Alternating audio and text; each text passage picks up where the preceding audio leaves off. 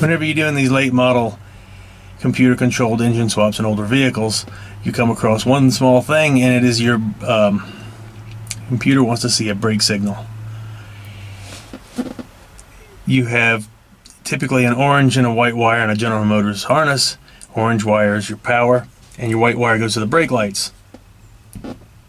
That's normally open.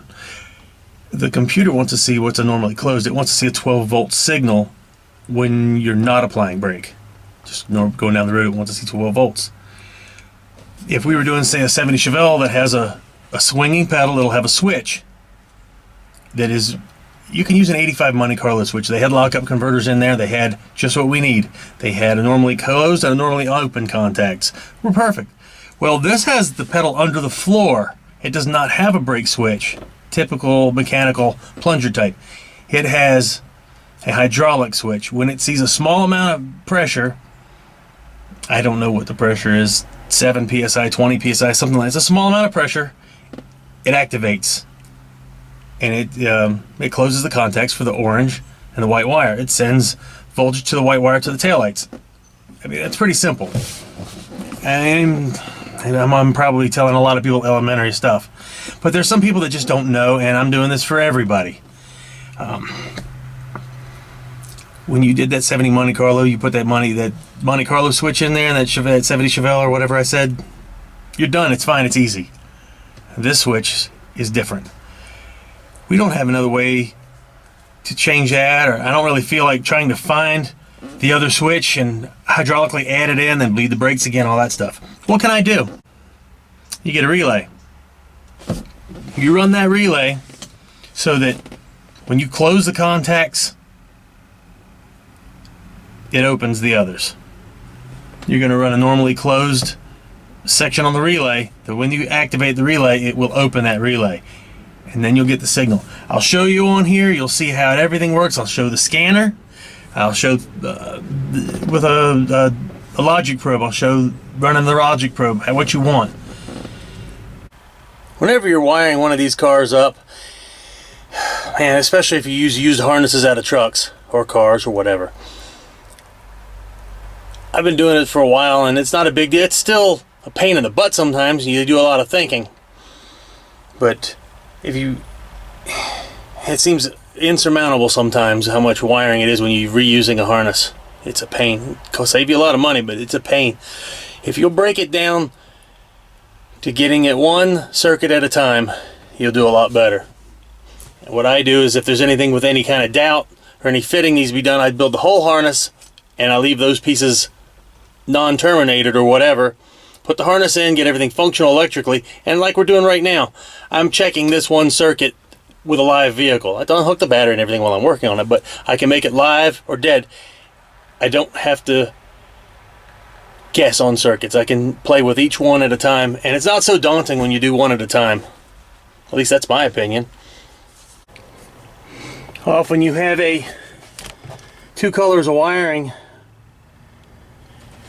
GM typically gives you two colors of wire for your brake switch.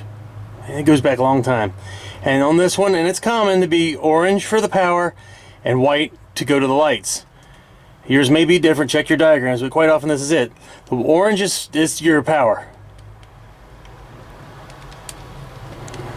And you know what? I'll just do this audible so you can hear it. I pierced the jacket because I'm going to have to cut this anyway. Here's 12 volts. And then we go to our brake switch, which I'll have to interrupt that too. I pierced that jacket too. I've got nothing. Well, I still got nothing.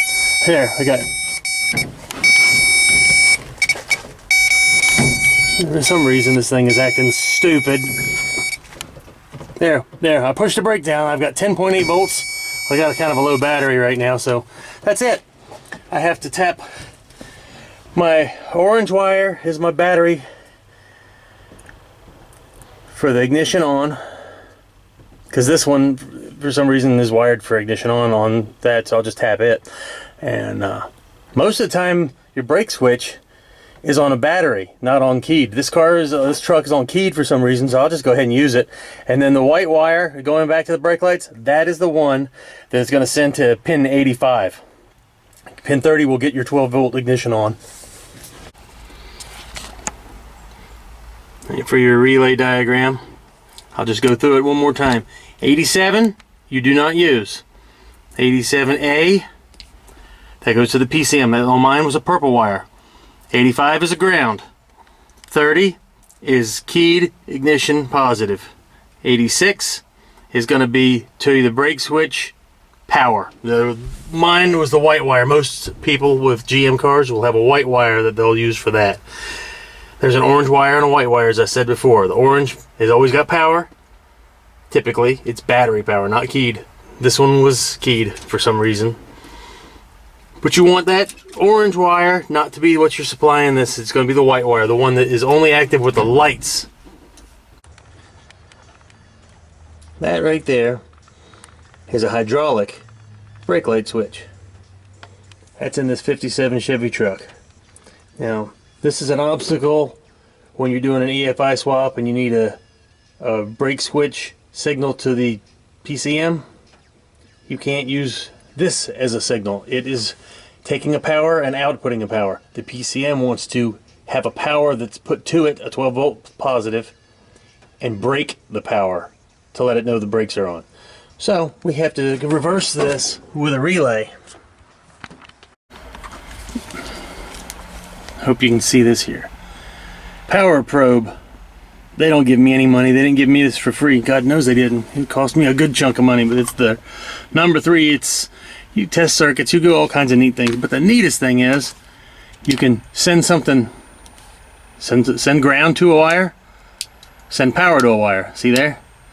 Depending on which way you hit this button, you can test stuff out. So I will send 12 volts, watch the highlighted in blue. Every time I hit the button, that's what's going to happen when we hit the relay. When it says yes, we have no power to it. That is as if we hit the brake pedal. When we take power away is when it says the brakes are applied. It's counterintuitive. It's exactly opposite of the brake lights. That's all you have to remember. But there we go. We monitored that. Now let's build the circuit for real instead of this power probe thing. And we're gonna ground it first, then we'll power it up, and then we'll put everything to it. But I'll go through this step by step. Editor is my best friend. So, and what we'll do is before I mount the relay, we'll get everything wired up. I'll power it. Once it's all powered up,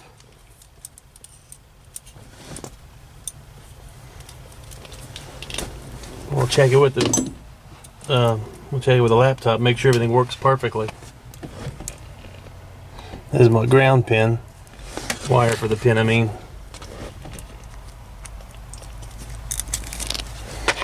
And I go a little farther. I mean, this is not the best terminals, but this is just down and dirty. I mean, sometimes we don't do things perfectly show ready. We just do it to get it done. Well, that's what this is. And I like to put a little, I mean, I'm using these quick crimp connectors, but I like to put a little heat shrink on them in the relay because I don't want them to even think about contacting one another. That looks kind of nice now. Okay, so that's pin 85. So you look down in your relay here and you find pin 85. 85. That's going to go to my ground. I'll ground up under the dash somewhere. Then I'll mount this relay somewhere. I'm not sure where I'll mount it exactly, but I have, this is a wiring harness from a stock vehicle, so I've got extras. It gives me my brake switch wire for the PCM signal.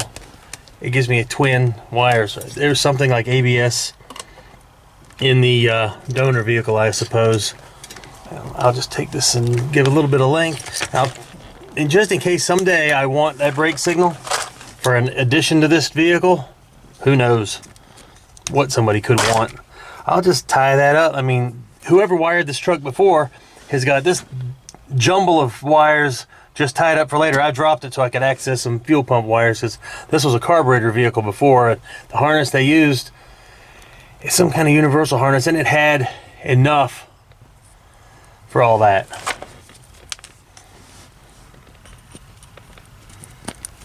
Yeah, I wish I had a smaller terminal, but this will be fun. It's not my finest hour. It's just making it work. I'll neaten everything up and tidy it up later.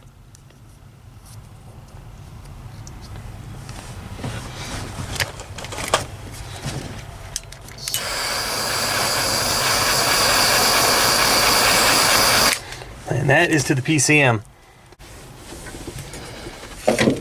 Now for my activation of my power wire.